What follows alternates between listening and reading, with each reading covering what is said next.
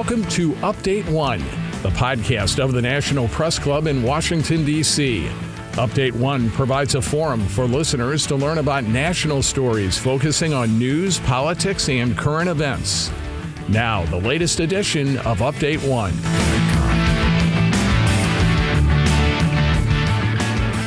I'm Viola Gienger, a member of the National Press Club's podcast team.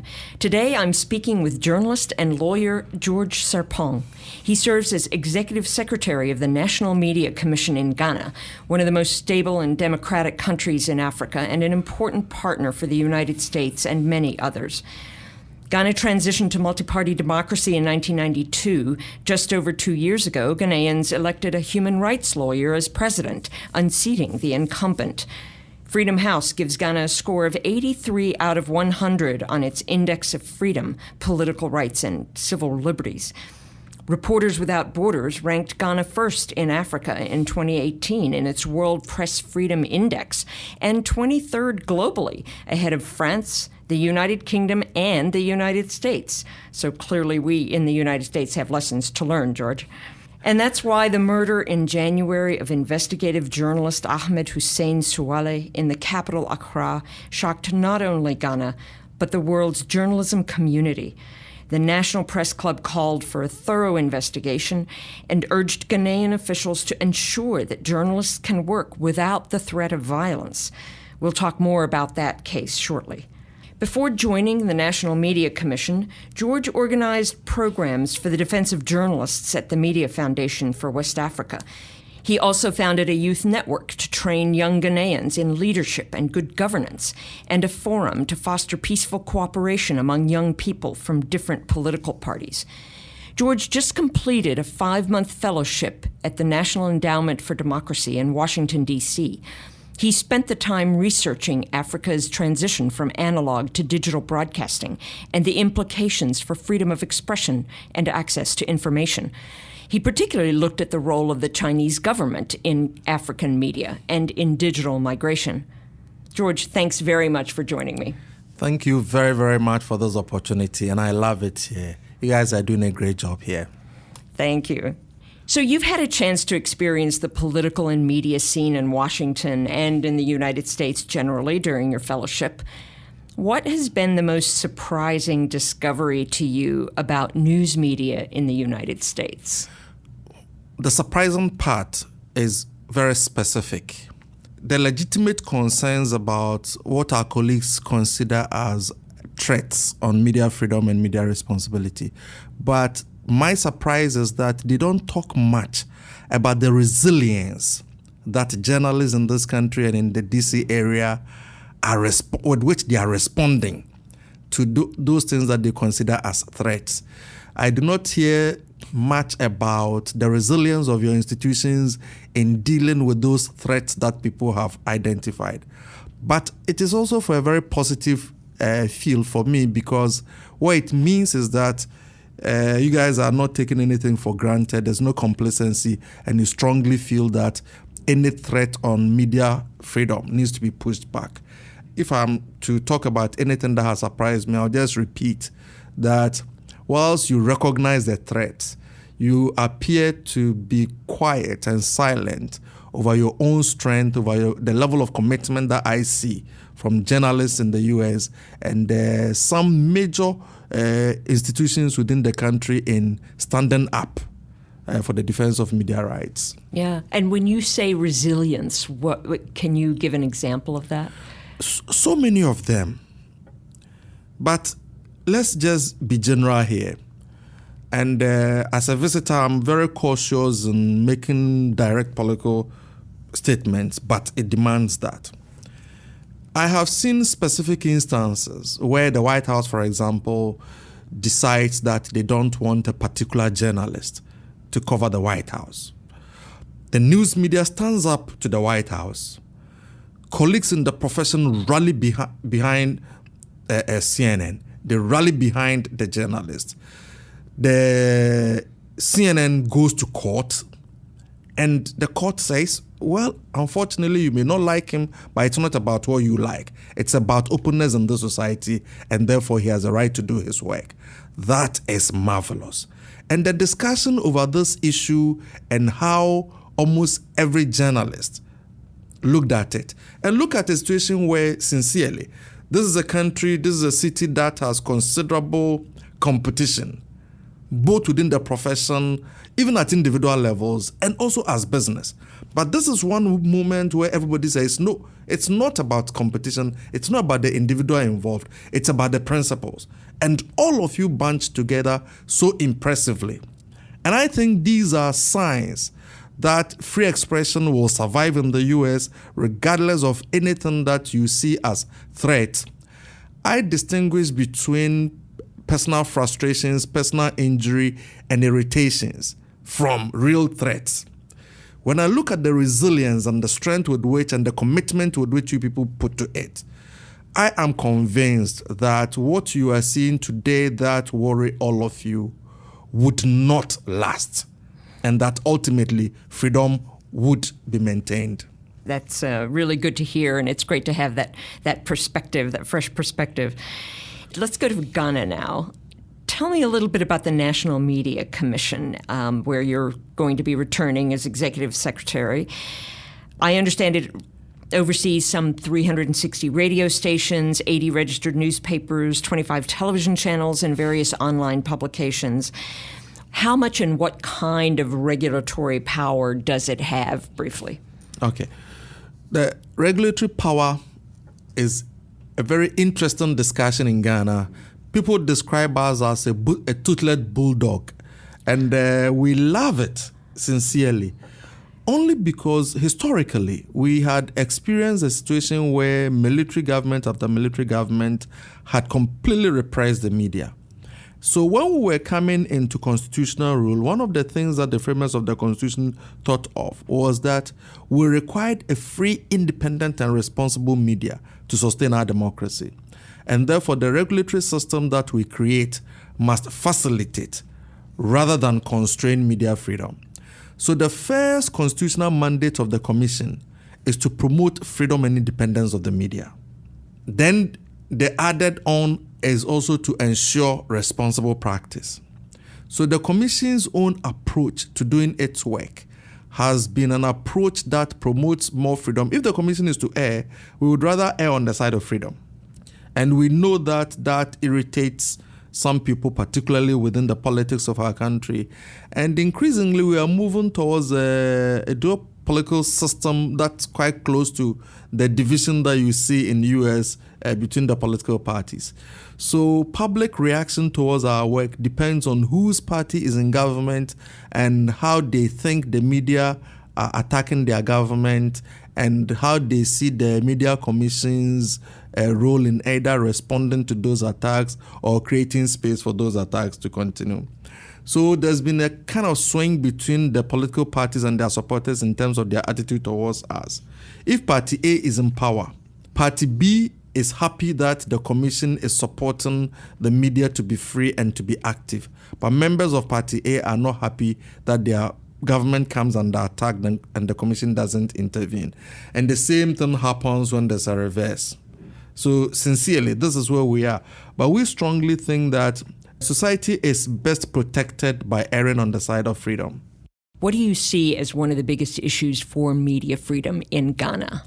Today, it appears to me that it is professionalism that creates the biggest threat, the lack of it, because it creates the easiest excuse for public support for media restrictions of media freedom. Afrobarometer recently released data that suggested that almost 60% of the people would support government intervention and restriction in media freedom. And drilled down, it is mainly because of what they see as their frustration with irresponsible media practice. It is also some conflicted understanding of social media and concerns about misinformation on social media. But at the core of it is also the discomfort that people who support political parties and political systems feel when they think their candidate and their parties come under attack and there is nothing to help them. And it cuts across the two key political parties. The good thing, though, is that we do not think that at the level of government and at the level of the political parties, they see any attempt towards restricting media freedom as politically correct. So we do not envisage that there is going to be any serious political backlash against media freedom in Ghana. Okay, interesting. And Afrobarometer that you mentioned is a major polling operation, as I understand. Yes. Right? Yes. Part of your research at the National Endowment for Democracy has been about the role of China in African media. What's the most interesting finding that came from your research about that? Viola, I would not use the word interesting. I know the context within which you use interest, and for me it's worrisome. It is the reality that today, as we sit, the totality of communications infrastructure on the continent is essentially controlled by people whose own values at home do not support the kind of values that we are seeking to build in Africa. So, in the migration from analog to digital broadcasting, for example, most of the countries have sublet their, we call it the digital terrestrial television platforms to a particular Chinese company called StarTimes. To be sure, I'm not against any country investing in Africa because Africa really needs investment. And I don't think that any person anywhere seeking to do legitimate business anywhere in the world should be frustrated. The case that I'm concerned about is that you have companies whose relationship with the political system at home is, to say the least, unclear. You have companies whose track record on their continent does not suggest that they take free expression seriously. In the case of the switchover from analog to digital, what is happening on the continent is that primarily because we need to take spectrum away from broadcasters in order to apply it to other services. And second, because the cost of constructing the terrestrial platforms are expensive. All across our countries, governments are building the platforms as monopolies. So you have one system that everybody is transmitting their content through. It therefore becomes a choke point that if anybody took hold of that, then you can't broadcast. And that is the facility that we are handing over to the Chinese. And that is why I think that their own values and political attitudes at home should be considered in terms of how we give them this massive power to determine whose ideas reach the public sphere. Because by controlling the platform, they then sit at the gateway of public communication with the capacity to become the ultimate censor. And I think that requires discussion. That's interesting. And are there any potential competitors to the Chinese for such a massive undertaking? I have counted physically about 21 countries on the continent where the Chinese company StarTimes is the supplier and government partner in building the platform. But at least there are 2 or 3 places that are not by the Chinese, which suggests that there are other suppliers in the market. When I say I have counted 21, it does not mean that it is only 21. That is what I have been able to confirm. So there are a number of countries that I'm still researching into which companies are providing the digital terrestrial platform. It is possible that the number could go higher. But this is technology that is available that does not require essentially one country's supplier to take the totality of the other side that should be of concern to us in Africa is that this is basic technology. So it gets to a point where interoperability becomes an issue. How you connect your TV station's output to that platform depends on the nature of the technology that the owner of the platform decides. If they become the clear monopolies that they are becoming, and over a period constrain the system such that only those using Chinese broadcasting technology can connect to their system, that certainly would become an issue. So there is a certain degree of transparency that we need to bring to the discussions about exactly where we are going and how we safeguard the right to free expression as we transit to digital broadcasting.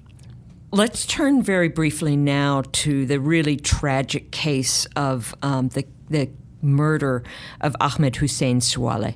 You were here in the United States when that occurred in January. He was shot to death as he was driving home in Accra. He had said last fall that he feared for his life because a politician made threatening comments and urged other people to attack him. His work for an investigative news service helped lead to a lifetime ban for a member of the Council of FIFA, the World Soccer governing body. And he also had been a former head of the Ghana Football Association, that is the FIFA member. What effect has this killing had on other journalists in Ghana? Okay. First of all, just a little clarification. I think you put the facts so right, but just some little clarification so that our listeners can understand. The politician who Ahmed says had threatened him is not the same as the football person who had suffered as a consequence of Ahmed's work. Thank you. Yes. So that in itself creates two lines of interest. But what I would want to be very cautious about is that because we don't know who killed him, because we don't know the killer as yet, it is therefore difficult to establish motive. If we found the killer, then we could understand why he killed Ahmed in this tragic manner, and then we could decide whether it is connected with his work or not connected with his work. So at this stage, I'm careful. However, it appears to me that the behavior of the politician who issued the threat has showed how Ghanaian society first abhors violence, but also supports independent journalism. The public outcry against those comments and the outpouring of support for Ahmed and the family and his colleagues in the Tiger IPI team has been overwhelming. But the reality is that Ahmed is dead. Whilst we do not know the killer and therefore we do not know the motive, it also suggests to us that we cannot close any line of inquiry, which means that his active investigation of corruption could also be the reason why our colleague was killed. Mm-hmm. I get a sense that the Ghanaian authorities are seriously looking at it. I'm hoping that we find the killer. But as chilling as this could be on the media in Ghana, I get a certain sense of renewal that people would not allow the death of Ahmed to go unrewarded in terms of the continuation of his work. I think most people in the profession, again, even as we try to establish who killed him and the motive, most journalists strongly associate the murder with his work. And you hear comments from the profession suggesting that people won't be cowed by these kinds of incidents. So it is tragic, it is painful, but the lesson that we can learn is that Ahmed's death is going to inspire a greater commitment to media freedom and the media inquiry into public affairs. That's heartening to hear. And the National Press Club obviously is with all of you in trying to address this and trying to make that a reality. Thank you very much, George. Our guest has been George Sarpong, a journalist and lawyer who is Executive Secretary of the National Media Commission in Ghana. We've been discussing media freedom in Ghana and in the United States, the shocking case of the January murder of an investigative journalist in Ghana that prompted an appeal for justice from the National Press Club, and we discussed China's effect on media in Africa. George, thanks for helping us understand a very important part of the world that we don't get to talk about often enough. Thank you very much for this opportunity, and I truly also Love the opportunity to have been here. Maybe let me use your medium also to thank the American taxpayer for funding my trip here for the learning that I got. Thank you very much. Thank you. I'm Viola Gienger in the National Press Club in Washington. Thanks for listening.